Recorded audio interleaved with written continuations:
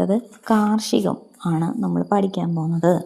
ഓരോ പ്രദേശത്തെയും ഭൂപ്രകൃതി, കാലാവസ്ഥ എന്നിവയ്ക്ക് അനുസൃതമായാണ് അതാതിടങ്ങളിലെ ജനങ്ങളുടെ കൃഷി, ആഹാരം, പാർപ്പിടം, വസ്ത്രധാരണം, ആഹാര, ആഘോഷങ്ങൾ തുടങ്ങിയവയെല്ലാം ക്രമപ്പെടുത്തിയിട്ടുള്ളത്.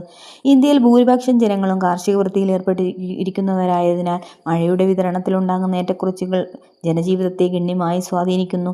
ഉയർന്ന മഴ ലഭിക്കുന്ന പ്രദേശങ്ങളിൽ വ്യാപകമായി കൃഷി നടക്കുമ്പോൾ ജലദൗർലഭ്യത്താൽ പല ഭാഗങ്ങളും കൃഷിക്ക് അനുയോജ്യമല്ലാതായതും മാറുന്നു.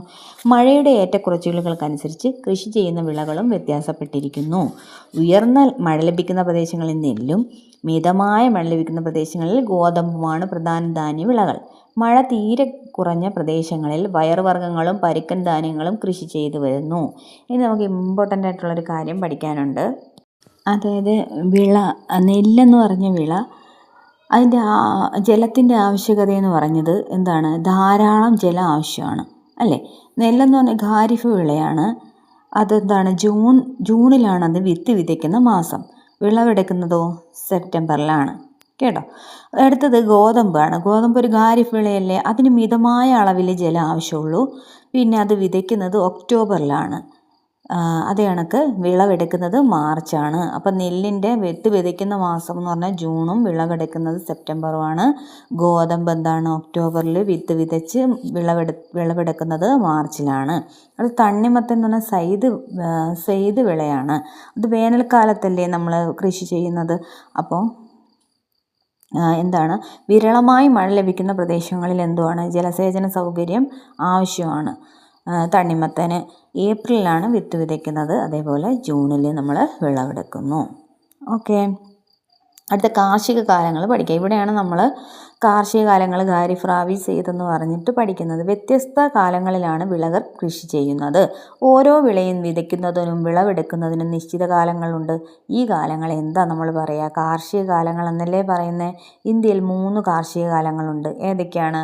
ഖാരിഫ്, റാബി, സെയ്ദ്. ഖാരിഫ്, റാബി, സെയ്ദ്. അപ്പോൾ ഖാരിഫ് എന്ന് പറഞ്ഞാൽ ഏതൊക്കെ മാസമാണ്? June, July. അതേപോലെ നെല്ല്, പരുത്തി, ചണം, അരിച്ചോളം, ബജ്ര, തുവര. ഏതൊക്കെയാണ്? നെല്ല്, പരുത്തി, ചണം, അരിച്ചോളം, ബജ്ര, തുവര. ഇതൊക്കെയാണ് ഖാരിഫിൽ ഉൾപ്പെടുന്ന വിളകൾ. അടുത്ത റാബിയുടെ മാസങ്ങൾ ഒക്ടോബർ, നവംബർ. അതിൻ്റെ വിളകൾ ഏതൊക്കെയാണ്? പ്രധാനപ്പെട്ട വിളകൾ ഗോതമ്പ്, പയറുവർഗ്ഗങ്ങൾ, കടുക് റാബി വിളയാണ്. ഗോതമ്പും പയറുവർഗ്ഗങ്ങളും റാബി വിളയാണ്. സെയ്ദ് വേനൽക്കാല കൃഷിയാണ്. തണ്ണിമത്തൻ, വെള്ളരി, പച്ചക്കറികൾ, കാലിത്തീറ്റ വിളകൾ ഇതൊക്കെ എന്താണ്? സെയ്ദ് ആണ്. ഏതൊക്കെയാണ്? തണ്ണിമത്തൻ, വെള്ളരി, പച്ചക്കറികൾ, കാലിത്തീറ്റ വിളകൾ.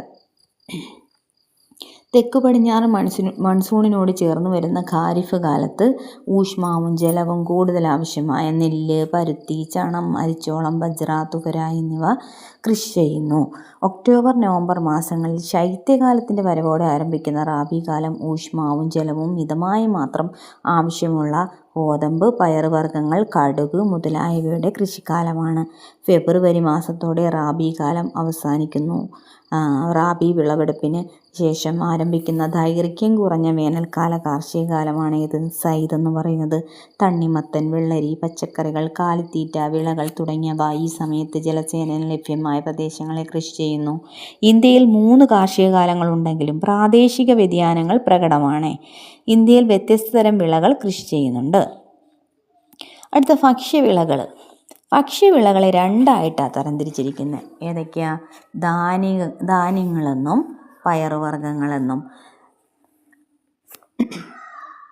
നമ്മൾ നെല്ല്, ഗോതമ്പ് ഇവയൊക്കെ മൃദുധാന്യങ്ങൾക്ക് ഉദാഹരണമാണ്.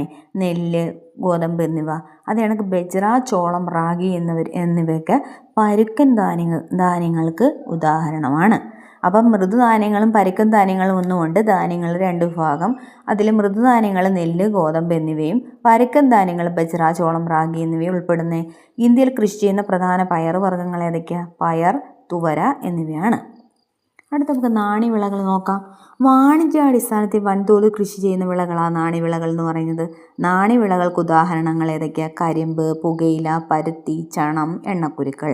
അപ്പം എന്താണ്? വാണിജ്യാടിസ്ഥാനത്തിൽ കൃഷി ചെയ്യുന്നവയാണ് നാണ്യവിളകൾ എന്ന് പറഞ്ഞത്. അത് കരിമ്പ്, പുകയില, പരുത്തി, ചണം, എണ്ണക്കുരുക്കൾ എന്നിവ നാണ്യവിളകളിൽ ഉൾപ്പെട്ടിരിക്കുന്നു. ഇനി അടുത്ത് നമ്മൾ നാരുവിളകളാണ് നോക്കുന്നത്. ഏതാണ്? നാരുവിളകൾ. അതായത് ഫൈബർ ക്രോപ്സ് എന്നാണ്. പറയുന്നത്. ഇന്ത്യയിലെ പ്രധാന നാരുവിളകൾ പരുത്തി, ചണം അല്ലേ? ഇന്ത്യയിലെ പ്രധാന നാരുവിളകൾ പരുത്തി, ചണം എന്നിവയാണ്. തുണിത്തരങ്ങൾ, ബാഗുകൾ, ചാക്കുകൾ തുടങ്ങിയ നിരവധി വസ്തുക്കൾ നിർമ്മിക്കുന്നതിന് ആവശ്യമായ നാരുകൾ നൽകുന്നത് നാരുവിളകളാണ്. ഇനി അടുത്ത് എണ്ണക്കുരുക്കൾ നോക്കാം. ഭക്ഷ്യ എണ്ണ ഉൽപ്പാദിപ്പിക്കുന്നതിനാണ് എണ്ണക്കുരുക്കൾ കൃഷി ചെയ്യുന്നത്. എണ്ണക്കുരുക്കൾക്ക് ഉദാഹരണമാണ് നിലക്കടല, കടുക് വർഗ്ഗങ്ങൾ, സോയാബീൻ, സൂര്യകാന്തി ഇവയൊക്കെ.